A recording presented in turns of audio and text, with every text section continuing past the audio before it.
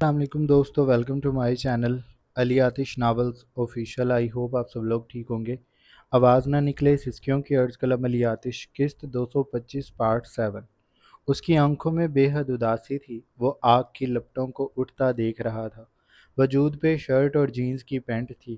وہ پہلے جب گھر سے نکلا کرتا تھا تو یہاں آ کر اسے سکون ملتا تھا، لیکن یہ پہلی بار تھا کہ اسے پہاڑوں کے دامن میں بھی وہ سکون نہیں مل رہا تھا جو نمل کے قریب ملا کرتا تھا۔ کتنی ہی بار اس نے سوچا کہ وہ یہاں سے واپس چلا جائے، لیکن وہ رک جاتا تھا، کرتے کرتے بھی نہیں کرتا تھا۔ اس کا دل جانا چاہتا تھا اور دماغ جیسے اسے روک رہا تھا۔ صبح جب وہ روشنی سے پہلے جاگا اور نمل کے سکون بھرے چہرے کو دیکھا تو اس کا دل بے ایمان ہوا تھا۔ اس نے نمل کے ماتھے کو چوما، اس کے بالوں کو سنوارا جو اس کے چہرے پہ آ گئے تھے، پھر وہ دبے پیروں وہاں سے نکل گیا تھا۔ اس کا دوست اسے باہر لینے آیا ہوا تھا۔ پہلے وہ ریسٹورانٹ گیا تھا۔ مائک اسے لے کر پھر سارے سامان کے ساتھ پہاڑوں کی جانب آ گیا تھا، جہاں اڑتے پرندے اور سرمئی پہاڑ شایان کی حالت سے واقف تھے۔ وہ بہت چپ چپ سا تھا۔ رات کو بھی مائک خیمے میں چلا گیا، لیکن وہ آگ کے قریب ہی بیٹھا رہا۔ نہ جانے نمل کیا کر رہی ہوگی، اس نے سوچا تھا، یا پھر ہوا نے اس کے کان میں سرگوشی کی تھی۔ مجھ سے بہت ناراض ہو رہی ہوگی، رو رہی ہوگی۔ میں بہت برا انسان ہوں۔ اسے اس حالت میں پریشان کرنے سے باز نہیں آیا، لیکن میں کیا کروں؟ میرا دل چاہ رہا تھا کہ میں جان لوں کہ میں کس کا باپ بننے والا ہوں۔ یہ فیلنگ کتنی خوبصورت ہے کہ مجھے بھی کوئی بابا کہنے والا آنے والا ہے۔ پتہ نہیں بیٹیاں ہوں گی یا بیٹے۔ اسے 100% یقین تھا کہ جو بھی ہوگا جڑواں ہوگا۔ اس نے ایک بار بھی سنگل نہیں سوچا تھا۔ جب بھی سوچا یہی کہ 2 ہوں گے، 2 سے زیادہ ہوں لیکن کم نہیں ہوں۔ اب بھی وہ یہی سوچ رہا تھا۔ نمل کا چہرہ بار بار اس کے سامنے آ رہا تھا۔ پہاڑوں کی خاموشی بڑھتی جا رہی تھی۔ ہوا کی سرسراہٹ ہی اپنے کانوں میں سنائی دیتی تھی کہ تبھی اسے محسوس ہوا کہ کہیں قریب پولیس کی گاڑی کا سائرن بج رہا ہے۔ وہ چونکا تھا۔ اپنے خیالوں کے جہان سے وہ نکلا تو کھڑا ہو گیا۔ اس کے چہرے پہ آگ کی زرد و سرخ روشنی پڑ رہی تھی۔ وہ سائرن اور گاڑی کی آواز تیز ہو رہی تھی۔ اس کے کان کو چیرتی وہ آوازیں بے حد قریب ہو گئیں۔ پھر گاڑیاں اس کے سامنے رکیں۔ وہ حیران سا کھڑا تھا۔ پولیس نکلی اور انہوں نے شایان کو سامنے ہی پایا، حیران، متعجب اور ہونک۔ پولیس افسر آگے بڑھا۔ مسٹر شایان، آپ کو ہمارے ساتھ چلنا ہوگا۔ شایان کو دھکا لگا۔ خیمے سے مائک بھی باہر آ گیا تھا۔ وہ شاید سو رہا تھا۔ اس کی آنکھیں نیند سے بھری ہوئی تھیں، جن کو مسلتا باہر نکلا اور باہر کا منظر دیکھ کر وہ دنگ رہ گیا تھا۔ وہ بے ساختہ اچھل کر شایان کے پاس آیا تھا۔ تم نے میرے سوتے ہی کیا کر دیا شایان؟ وہ خوف کے مارے کانپنے لگا تھا۔ شایان نے اسے سنجیدہ آنکھوں سے گھورا۔ میں نے کچھ نہیں کیا۔ اس کے جواب دینے پہ مائک نے فوراً کہا، پھر یہ کاپس یہاں کیا کر رہی ہیں؟ وہ ایسے ہی بول رہا تھا جیسے اسے یقین ہو شایان نے ہی کچھ کیا ہے۔ شایان کے لب بھنچ گئے۔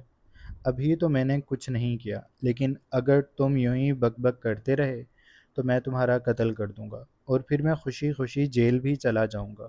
تو وہ چنے چبا چبا کر کہتا مائک کی طرف گھوما، اگر تم زندہ رہنا چاہتے ہو تو اپنی اس زبان کو تالا لگا کر رکھو، ورنہ تم میرے ہاتھ سے ضائع ہو جاؤ گے۔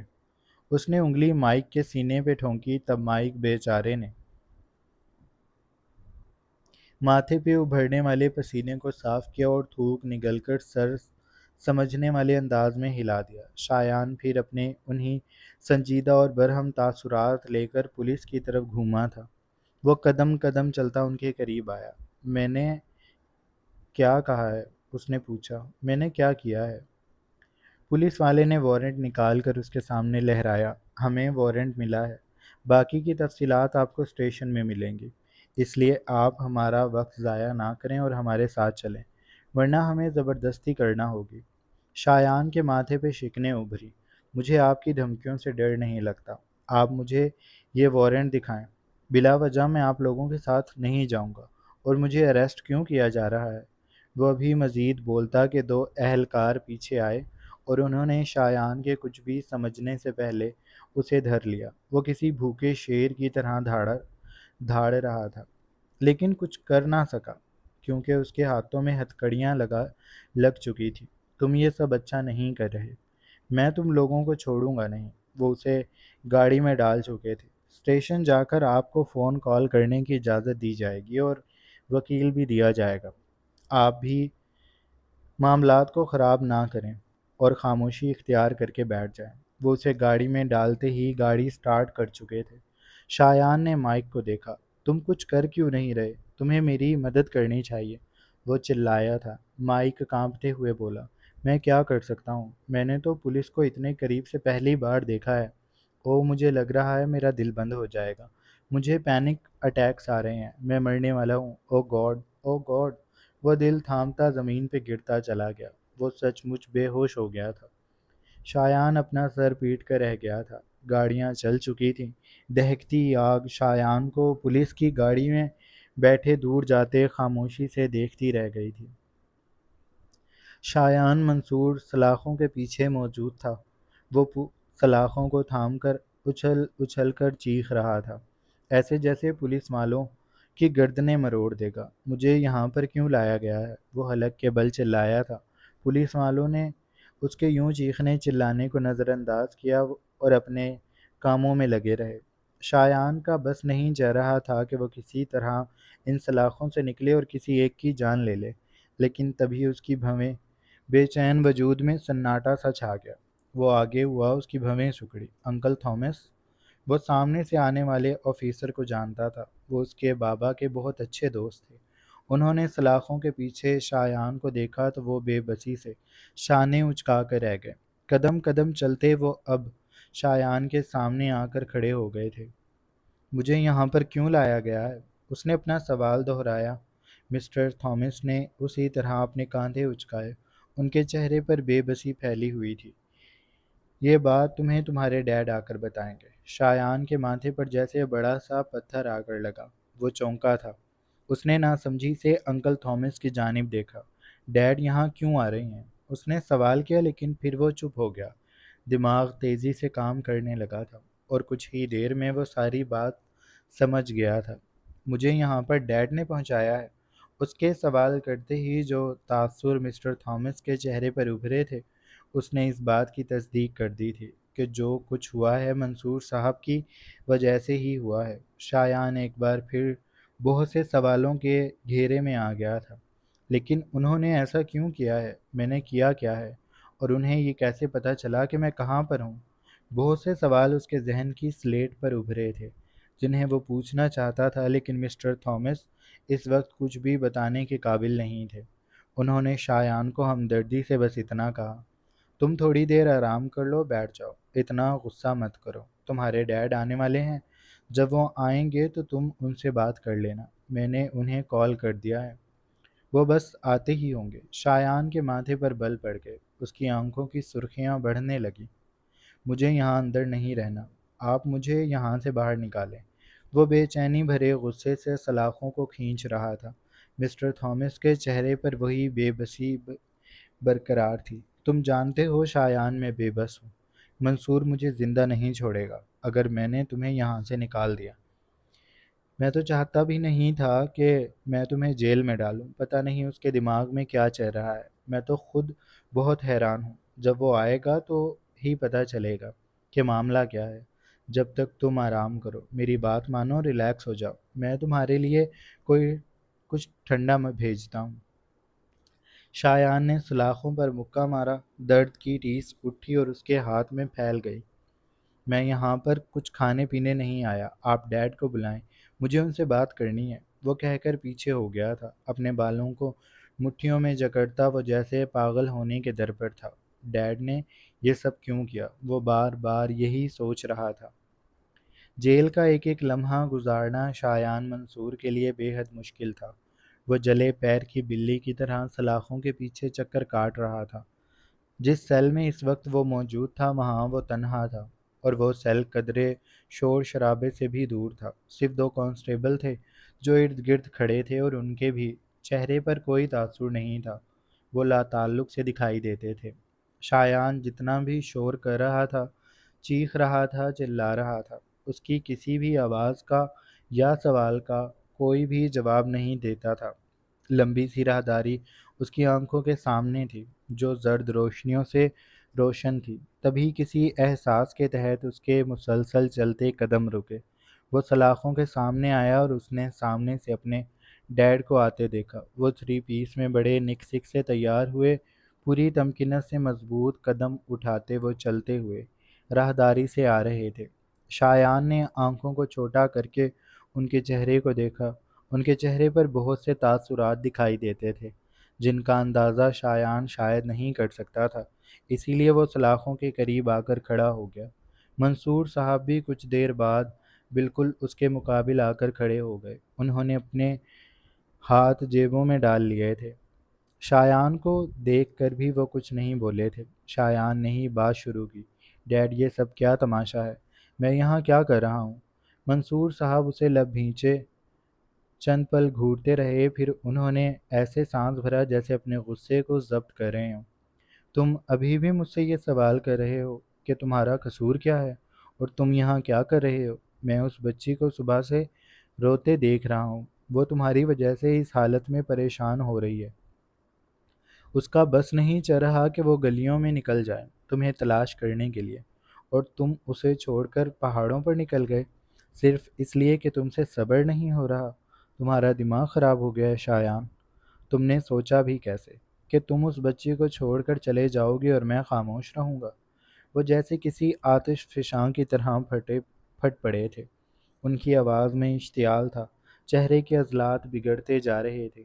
شایان نے پہلی بار انہیں اتنے غصے میں دیکھا تھا۔ وہ سانس بھرنے کے لیے ایک لمحہ رکے، پھر دوبارہ بولنے لگے۔ وہ صبح سے تمہیں لے کر پریشان ہو رہی ہے۔ تمہارا بچپنا ختم ہونے کا نام نہیں لیتا۔ میں پہلے تمہیں کچھ نہیں کہتا تھا، تب میں بے بس تھا، لیکن مجھے یہ لگتا تھا کہ تم اس وقت کے ساتھ ساتھ سدھر جاؤ گے، پر تمہاری وہی حرکتیں ہیں۔ بچے کے باپ بننے والے ہو اور عقل سے کام لینے کا ارادہ ابھی تک نہیں ہے۔ تمہیں کیا ضرورت تھی اسے چھوڑنے کی؟ تم اگر اس کی حالت دیکھو تو شرمندگی سے چہرہ بھی نہیں اٹھا سکو گے۔ لیکن افسوس کی بات، تمہیں شرم بھی کہاں آتی ہے؟ اگر آتی ہوتی تو اس سب کی سزا اسے نہ دیتے۔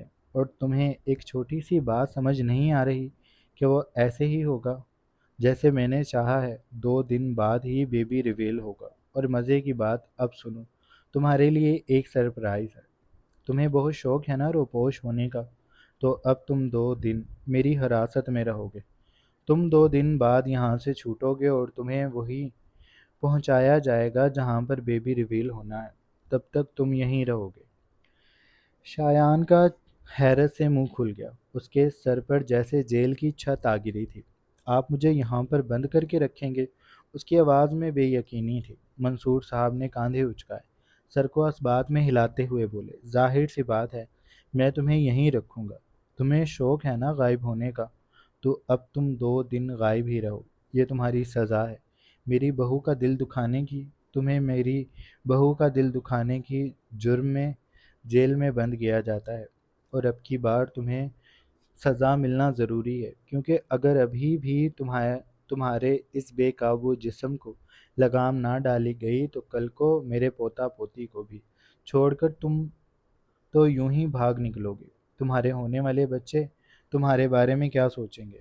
ان کا باپ کتنا بڑا بھگوڑا ہے، جس سے صبر نہیں ہوتا کہ وہ گھر چھوڑ کر چلا جائے گا۔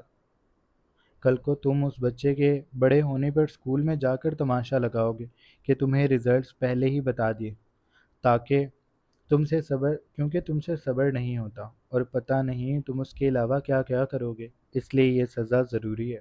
انہوں نے مکمل تفصیل بتانے کے بعد خاموشی اختیار کر لی تھی۔ شایان کو ابھی بھی اپنے کانوں پر یقین نہیں آ رہا تھا۔ آپ جھوٹ کہہ رہے ہیں نا، مذاق کر رہے ہیں مجھ سے؟ بابا میں اب نہیں کروں گا، مجھے یہاں نہیں رہنا۔ وہ فوراً ہی پٹری پر واپس آ گیا تھا۔ منصور صاحب نے سر دائیں بائیں ہلایا، ان کے چہرے پر سرد مسکراہٹ تھی۔ تم دوبارہ تو یہ سب تب کرو گے نا جب تم یہاں سے وقت سے پہلے نکلو گے۔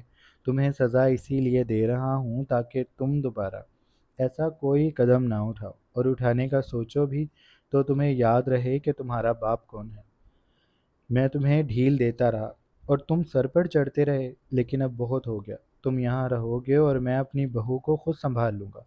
بس ہمیں تمہاری ضرورت نہیں ہے۔ اس کے بعد بھی اگر تم گھر آنا چاہو تو ٹھیک ہے، ورنہ میں تمہاری پاکستان کی ٹکٹ کروا دوں گا۔ دفع ہو جانا یہاں سے، ہمیں تمہاری ضرورت نہیں ہے۔ منصور صاحب نے اپنی بات مکمل کی اور پھر وہ واپسی کے لیے پلٹ گئے۔ شایان بے ساختہ سلاخوں کے قریب ہوا۔ ڈیڈ یار، یہ آپ کیا کر رہے ہیں؟ میں تو بچہ ہوں، ہو گئی غلطی، آپ تو بڑے ہیں نا، پلیز مجھے یہاں سے لے جائیں، میں نمل سے سوری کر لوں گا، وہ پیچھے سے چلایا تھا۔ منصور صاحب رکے، گردن موڑ کر اسے دیکھا۔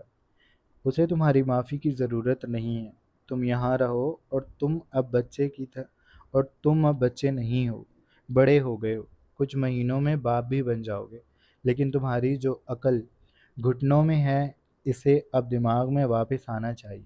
اس لیے میرے بیٹے یہاں رہو، تم سے ہم 2 دن بعد ملیں گے، تب تک کے لیے اللہ حافظ۔ اور ایک اور بات، تمہیں یہاں پر تمہاری پسند کا کچھ بھی نہیں ملے گا، یہ تمہاری سزا ہے کہ یہاں وہی ہوگا جو میں چاہوں گا۔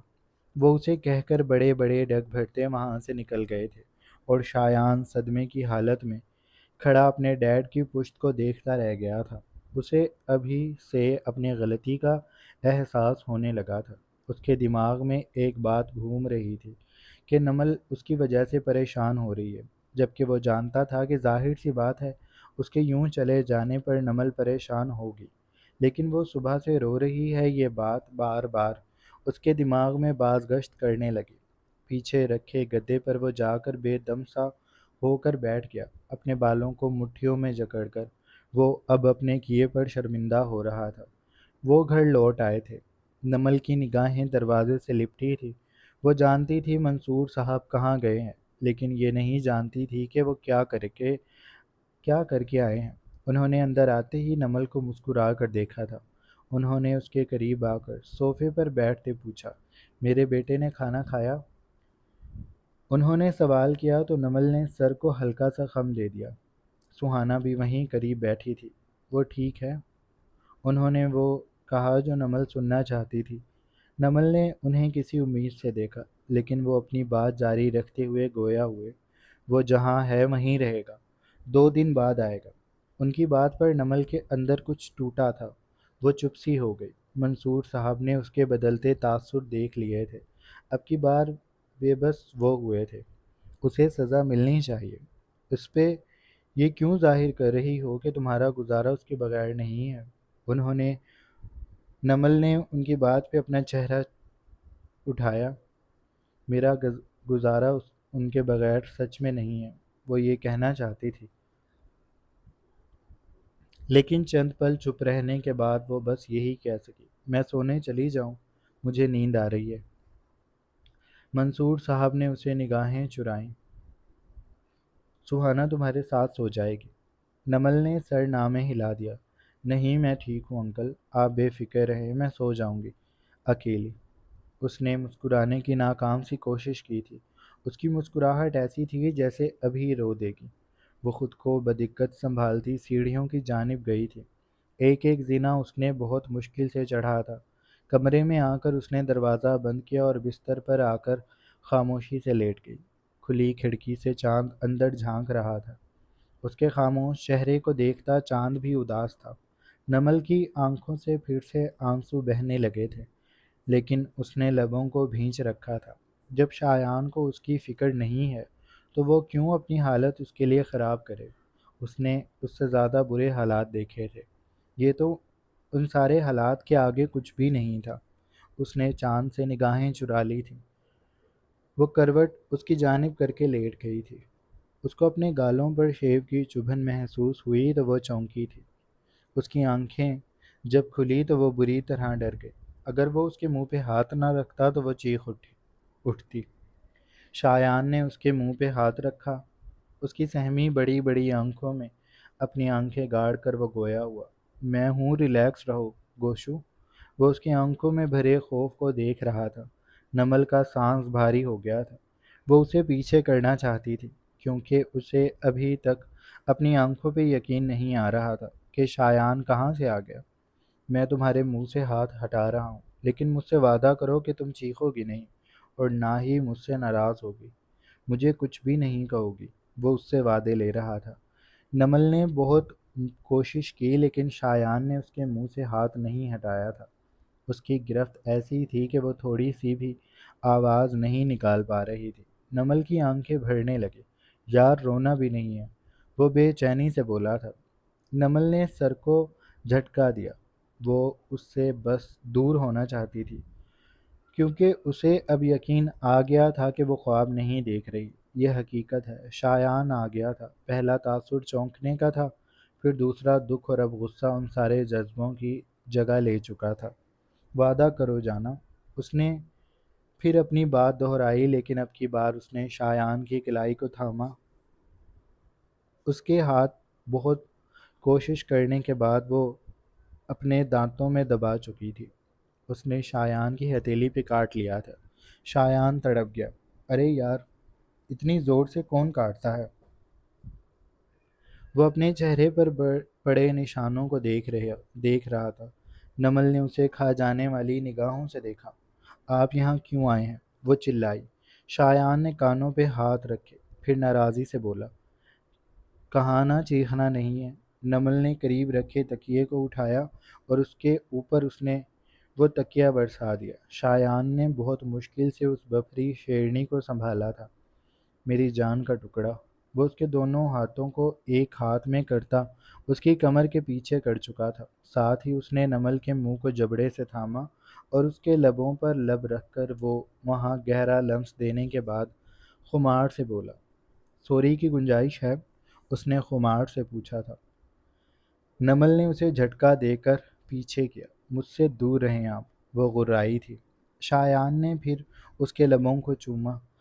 سوری، اس نے اپنی بات دہرائی۔ نمل نے اپنے ہاتھ چھڑانے کی کوشش کی لیکن ناکام ہو رہی تھی۔ میں نے کہا ہے کہ میرے ہاتھ چھوڑ دیں اور یہاں سے چلے جائیں۔ شایان نے پھر اس کے لبوں کو چوما۔ سوری کر رہا ہوں نا، میں بتاتا ہوں ساری بات۔ وہ پہلے یہ کہہ رہا ہوں کہ میں اپنی غلطی مان رہا ہوں۔ سزا دینا چاہو تو دے دو، لیکن میری بات تحمل سے سن لو۔ وہ کہنے کے بعد پھر سے اس کے لب چوم چکا تھا۔ نمل کی آنکھوں کا غصہ کم نہیں ہوا تھا۔ میں نے کہا ہے کہ میرے ہاتھ چھوڑ دیں شایان، میں آپ کو دیکھنا بھی نہیں چاہتی، آپ کو میں کبھی معاف نہیں کروں گی، میرے سامنے سے چلے جائیں۔ اس کا لہجہ اٹل تھا۔ شایان کچھ دیر اسے دیکھتا رہا، پھر اس نے آہستگی سے نمل کے ہاتھ چھوڑ دیے۔ ہم سو جاتے ہیں، کل لڑائی کر لیں گے، اس نے پوچھا۔ نمل نے اس سے اپنا رخ موڑ لیا۔ مجھے آپ کے ساتھ نہیں رہنا، آپ میرے بیڈ سے اتریں، نہیں تو میں چلی جاؤں گی شایان یہاں سے، اس نے بہت واضح الفاظ میں کہا تھا۔ شایان نے اسے ترہم سے دیکھا۔ میں شرمندہ ہوں نمل، میں معافی مانگ رہا ہوں، وہ سنجیدگی سے بولا تھا۔ مجھے نہیں چاہیے آپ کی معافی، آپ کو میری بات سمجھ نہیں آ رہی، میرے سامنے سے چلے جائیں، نہیں تو میں چلی جاؤں گی، وہ بھاری سانسوں سے غرائی تھی۔ شایان جان گیا تھا کہ صرف معافی اس کا غصہ ٹھنڈا نہیں کرے گی۔ تم سچ میں چاہتی ہو کہ میں یہاں سے چلا جاؤں؟ نمل کی آنکھیں بھر رہی تھی۔ اس نے بدقت اپنی آنکھوں میں اٹھتی نمی کو جذب کیا۔ آواز کو سنبھالتی وہ دقت سے بولی، میں یہی چاہ رہی ہوں۔ اس نے ایک ایک لفظ پہ زور دیا تھا۔ شایان اسے دکھ سے دیکھتا رہا۔ وہ اس کی طرف نظریں بھی نہیں کر رہی تھی۔ شایان خاموشی سے بیڈ سے اٹھ گیا۔ میں باہر نہیں جا سکتا نمل، اس وقت میں فرش پہ لیٹ رہا ہوں، وہ کہہ کر الماری کی طرف گیا اور وہاں سے 2 کمبل نکال لیے۔ ایک نیچے فرش پہ بچھایا اور اس پہ لیٹ گیا، دوسرے کو رول کر کے سینے سے لگا لیا تھا۔ اب نمل تو اسے قریب آنے نہیں دے رہی تھی، تو اسے آج اس کمبل سے ہی دل لگانا تھا۔ جاری ہے۔ جناب، یہ تھی ہماری آج کی ایپیسوڈ۔ آئی ہوپ آپ لوگوں کو اچھی لگی ہوگی۔ اگر آپ کو قسط اچھی لگی ہے تو آپ چینل کو لازمی سبسکرائب کر لیں، بیل آئیکن کے بٹن کو بھی پریس کر لیں اور اپنا ڈھیر سارا خیال رکھیے گا۔ بہت جلد ایک نئی قسط کے ساتھ حاضر ہوں گے، تب تک کے لیے اللہ حافظ۔